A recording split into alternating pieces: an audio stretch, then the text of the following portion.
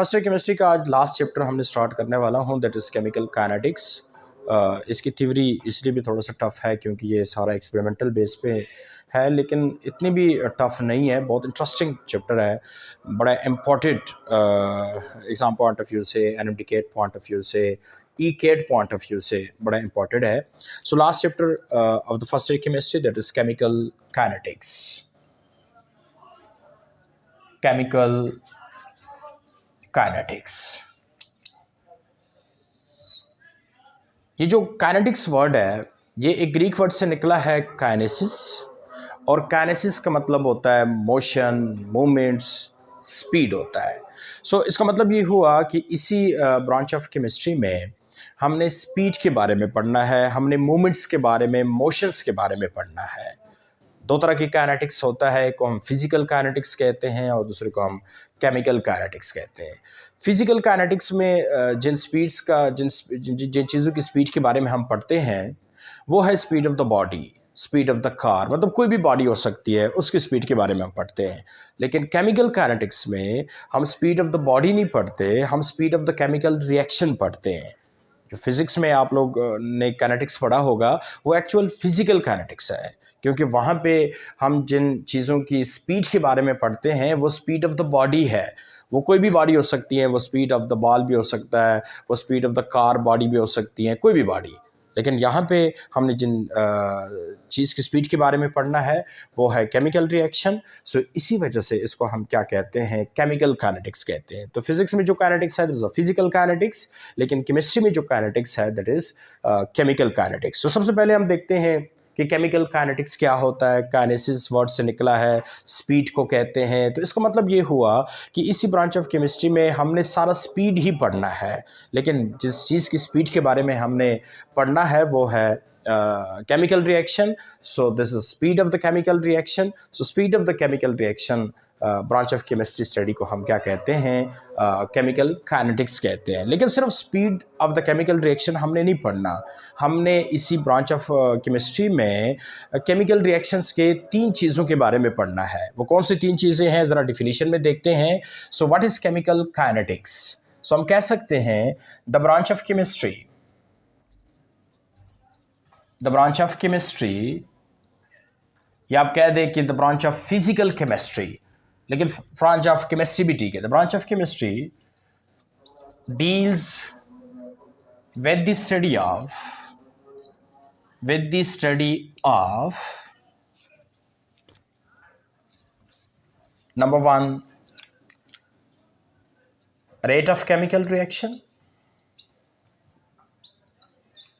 which is also called speed of chemical reaction. Speed of chemical reaction. Second, factor affecting speed of reaction. Factor affecting speed of chemical reaction. And number 3, mechanism of chemical reaction. तो वो branch of chemistry जिसमें हम chemical reaction के बारे में ये 3 चीज़ें देखते हैं कि केमिकल रिएक्शन का स्पीड क्या है, केमिकल रिएक्शन पे कौन से फैक्टर इफ़ेक्ट करते हैं। बाज़ ऐसे फैक्टर है जैसे स्पीड ऑफ केमिकल रिएक्शन बढ़ जाता है, लेकिन बाज़ ऐसे फैक्टर है जिससे स्पीड ऑफ केमिकल रिएक्शन कम होते हैं। जैसा कि टेम्परेचर से मोस्टली जो रिएक्शन है उनका स्पीड बढ़ जाता है टेम्परेचर राइज होने से। कंसंट्रेशन जनरली मतलब मोस्टली रिएक्शन 95% रिएक्शन दुनिया में ऐसे हैं जो कंसंट्रेशन ऑफ रिएक्शन बढ़ने से उनका स्पीड बढ़ जाता है। हाँ, कुछ ऐसे भी है 1-2% रिएक्शन जिसका कंसंट्रेशन बढ़ने से स्पीड ऑफ रिएक्शन कम होता है, और एक 2% ऐसी भी है जिसका कंसंट्रेशंस ऑफ द रिएक्टेंट और स्पीड ऑफ रिएक्शन में कोई इफेक्ट भी नहीं होता। लेकिन जनरली हम जो वर्ड यूज़ करते हैं कि मोस्टली जो रिएक्शन है मोर देन 95% वो ऐसे हैं जो कंसंट्रेशन ऑफ रिएक्टेंट बढ़ने से उनका स्पीड बढ़ जाता है। मतलब कंसंट्रेशन भी इफेक्ट होता है, नेचर ऑफ रिएक्टेंट भी है, नेचर ऑफ रिएक्टेंट किस नेचर्स का है, आया रिएक्टेंट आयनिक स्पीसीज है, कोवैलेंट स्पीसीज है, मतलब कौन सी स्पीसीज है, नेचर ऑफ रिएक्टेंट पे भी स्पीड ऑफ रिएक्शन का डिपेंड है।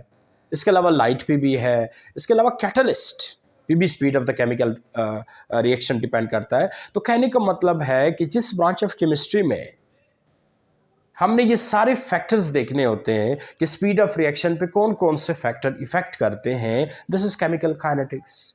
और थर्ड जो हमने मेन चीज देखना होता है, this is mechanism of reaction.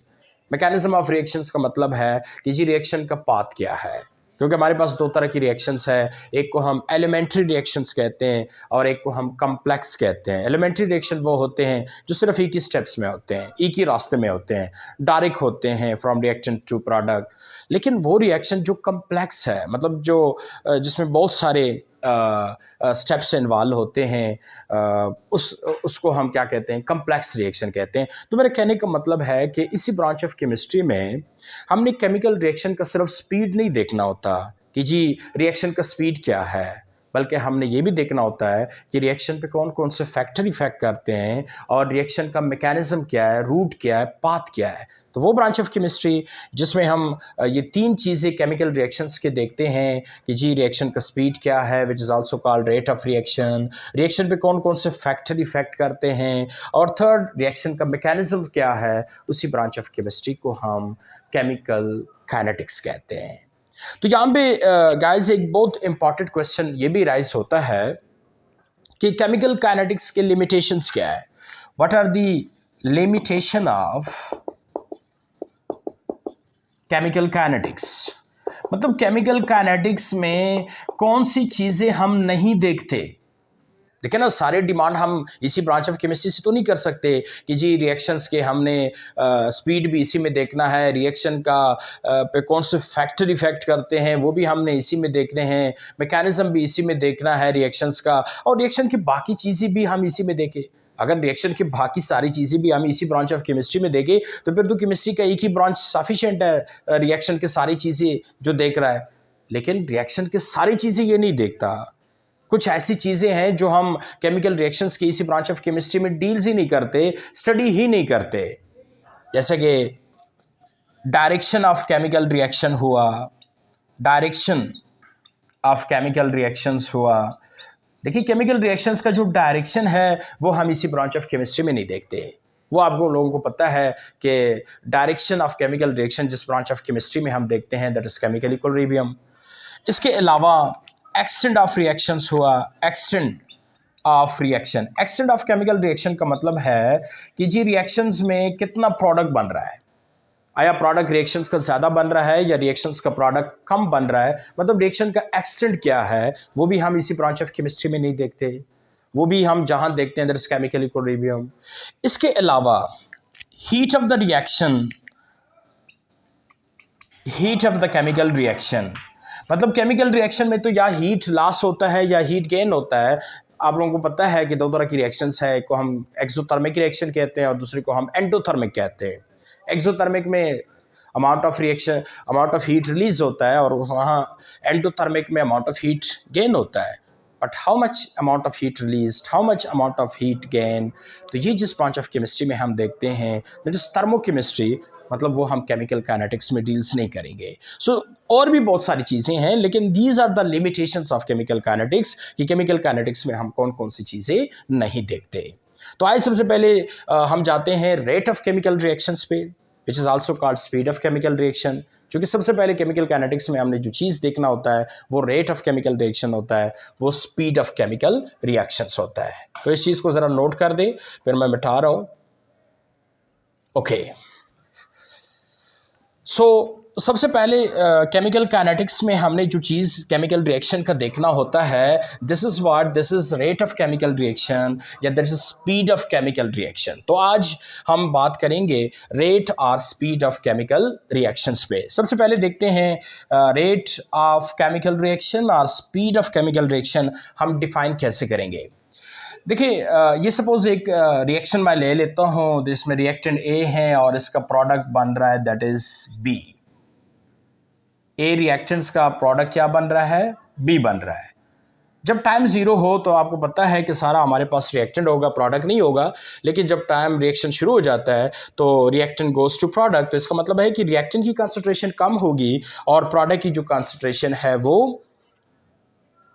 ज़्यादा होगा। तो होगा क्या? होगा ये कि हमें चेंज ऑफ कंसंट्रेशन आ जाएगा। तो इस change of concentration of reactant in product को विद रिस्पेक्ट टू टाइम हम क्या कहते हैं? हम रेट ऑफ रिएक्शन और स्पीड ऑफ रिएक्शंस कहते हैं। So how you can define rate of reaction और speed of reaction? The change of concentration of reactant and product with respect to time is called rate of reaction or speed of reaction। देखिए ये जो rate का लफ्ज़ है हम मुख्तलिफ़ जगहों में इस्तेमाल करते हैं। इकोनॉमिक्स में जो हम रेट लफ्ज़ इस्तेमाल करते हैं वहाँ पे हम रेट्स का मतलब लेते हैं किसी चीज़ की कीमत लगाना। लेकिन साइंस में, फिजिक्स, केमिस्ट्री में जो हम रेट का लफ्ज़ इस्तेमाल करते हैं तो रेट का क्या मतलब होता है? Something divided by time. किसी चीज़ को टाइम पे डिवाइड कर ले, so this is rate of reaction. जैसे कि फिजिक्स में हम कहते हैं rate of change of displacement, rate of change of acceleration velocity, rate of change of, मतलब something divided by time, this is rate. लेकिन केमिस्ट्री में हम जो समथिंग लेते हैं और उसको टाइम पे डिवाइड करते हैं वो है चेंज ऑफ कंसंट्रेशन। वो क्या चीज़ है? वो चेंज ऑफ कंसंट्रेशन है। किसका? रिएक्टेंट इन प्रोडक्ट का। So change of concentration of reactant in product with respect to time, this is known as what? Rate of reaction. और इसी रेट ऑफ रिएक्शंस को हम एक अनदर वे से भी डिफाइन कर सकते हैं। This is what? This is the decrease of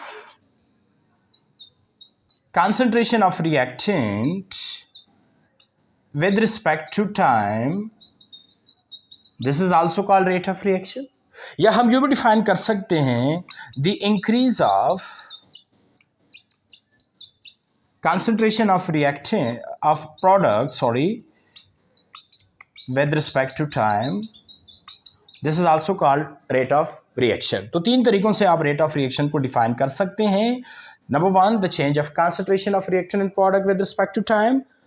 जारी बात है जब कोई रिएक्शन होता है, रिएक्टेंट गोज टू प्रोडक्ट में जाते हैं तो रिएक्टेंट की कंसंट्रेशन कम होती है और प्रोडक्ट की कंसंट्रेशन बढ़ जाती है। कंसंट्रेशन का कम होना या कंसंट्रेशन का बढ़ जाना, that is what? That is change of concentration. This is change of concentration. तो सारी बात है वो जो चेंज आएगा तो उसमें कोई टाइम तो लगेगा। So change of concentration of reactant and product with respect to time, this is called rate of reaction. या हम ये भी कह सकते हैं कि चूंकि टाइम के साथ साथ रिएक्टेंट की कंसंट्रेशन कम होती है और प्रोडक्ट की कंसंट्रेशन बढ़ जाती है, तो मैंने वही बात लिखा है the decrease of concentration of reactant with respect to time, या मैंने लिखा है the increase of concentration of product with respect to time, this is also called rate of reaction. Representation, rate of reaction और speed of reaction को हम represent करते हैं del X divided by del T, या इसको हम यूँ भी लिख सकते हैं delta x divided by delta T. देखिए यहाँ पे जो डी और डेल्टा है ये चेंज को जाहिर करता है। ये किस चीज़ को जाहिर करता है? ये चेंज को जाहिर करता है। अब चूंकि चेंज दो तरह का हो सकता है, चेंज स्मॉल भी हो सकता है और चेंज लार्ज भी हो सकता है। अगर स्मॉल चेंज है तो हम डी लिखेंगे और अगर लार्ज चेंज है तो हम डेल्टा लिखेंगे। जैसे कि हम फिजिक्स में अगर कार ज़्यादा डिस्टेंस ट्रेवल कर रहा है तो फिर सारी बातें चेंज ज़्यादा आ रहा है तो फिर हम डेल्टा लिखते हैं, लेकिन अगर कम डिस्टेंस ट्रेवल हो रहा है तो फिर हम डी लिखते हैं चेंज के लिए। तो इसी तरह अगर कंसंट्रेशन चेंज ज़्यादा हो रहा है तो फिर हम डेल्टा लिखेंगे, लेकिन अगर कंसंट्रेशन चेंज छोटा स्मॉल हो रहा है तो फिर हम डी लिखेंगे। और नीचे क्या है? That is time.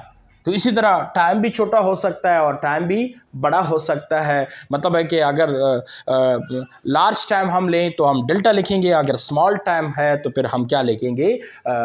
डी लिखेंगे। ये मैं आपको नेक्स्ट बताऊंगा। दो तरह के रेट ऑफ रिएक्शंस है, इसको एक को हम इंस्टेंटेनियस रेट ऑफ रिएक्शन कहते हैं और एक को हम एवरेज रेट ऑफ रिएक्शन कहते हैं। इंस्टेंटेनियस में ये होता है कि जो चेंज ऑफ कंसंट्रेशन होता है, चेंज ऑफ टाइम होता है, वो दोनों चूंकि स्मॉल होता है, किसी इंस्टेंट में होता है, किसी भी टाइम होता है, तो इसी वजह से वहाँ पे हम ये वाला चीज़ लिखेंगे। लेकिन जो एवरेज रेट है वहाँ पे चूंकि जो चेंज ऑफ कंसंट्रेशन हुआ होता है, जो चेंज ऑफ टाइम हुआ होता है, वो स्मॉल नहीं वो लार्ज हुआ होता है, तो इसलिए एवरेज रेट को हम इस चीज़ से रिप्रेजेंट करेंगे और इंस्टेंटेनियस रेट को फिर हम इस चीज़ से रिप्रेजेंट करेंगे। Next, unit of rate of reaction, कि जी रेट ऑफ रिएक्शंस का यूनिट क्या है, what are the unit of rate of reaction. इस चीज़ को ज़रा नोट कर दें। रेट ऑफ रिएक्शन और स्पीड ऑफ रिएक्शंस क्या है? This is what, this is change of concentration of reactant in product with respect to time, या this is decrease of concentration of reactant with respect to time, या increase of concentration of product with respect to time. Okay, representations के बाद rate of reactions का unit क्या है। अब हम unit देखते हैं, what are the unit of rate of reaction. Unit देखिए, बल्कि यूनिट से पहले हम देखते हैं what are the formula of rate of reaction. Formula देखते हैं कि रेट ऑफ रिएक्शन का फार्मूला क्या है। देखिए, रेट ऑफ रिएक्शंस का फार्मूला ये है, जो डिफिनीशन है, this is what, change of concentration, change of concentration with change of time, या दिस इज टाइम टेकन, कोई भी वर्ड आप यूज कर सकते हैं। Change of concentration with change of time, this is what, this is formula of rate of reaction. So आप लिख दे rate of reaction, ROR अक्सर स्टैंड करता है रेट ऑफ रिएक्शंस को। This is change of concentration and this is change of time. So ROR that is equal to delta x divided by delta t, या आप लिख दे del t x divided by del t. इसमें ये जो x है ये concentration को जाहिर करता है और ये जो टी है ये टाइम को जाहिर करता है। सो नेक्स्ट यूनिट देखते हैं, यूनिट क्या है। देखिए, ऊपर क्या चीज़ है, कंसंट्रेशन है, नीचे क्या चीज़ है, टाइम है। और टाइम की यूनिट तो आप सबको पता है कि हमेशा हम लेते हैं सेकंड, टाइम की यूनिट सेकंड है। और कंसंट्रेशन की क्या यूनिट है? देखिए, आपने बहुत सारे यूनिट ऑफ कंसंट्रेशन पढ़े हैं। आपने यूनिट ऑफ कंसंट्रेशन पढ़ा है molarity, molality, normality, formality, percentage composition, इसके अलावा और भी बहुत सारे यूनिट है। लेकिन यहाँ पे सपोज हम एक यूनिट ले लेते हैं कंसंट्रेशन की, that is molarity, that is molarity. So what is the unit of rate of reaction? So molarity per second, molarity per second. लेकिन अब चूंकि molarity का definition आप सबको पता है, number of moles of solute dissolved in 1 liter of solution or 1 dm cube of solution, तो molarity की जगह मैं लिख सकता हूँ mole per dm cube, mole per dm cube, और नीचे क्या है, second है। So these are the unit of rate of reaction, molarity per second और mole per dm cube पर सेकेंड। मोल पर डीएम क्यूब पर सेकेंड को हम यूं भी लिख सकते हैं, मोल पर डीएम क्यूब पर second. So this is the unit of rate of reaction और आल्सो स्पीड ऑफ रिएक्शन। तो सबसे पहले हमने देखा रेट ऑफ रिएक्शन डिफिनीशन क्या है, उसके बाद हमने उसकी रिप्रेजेंटेशंस देखी, फार्मूला देखा, और लास्ट पे हमने रेट ऑफ रिएक्शंस का यूनिट भी देखा कि रेट ऑफ रिएक्शंस का यूनिट क्या है। बात समझ आ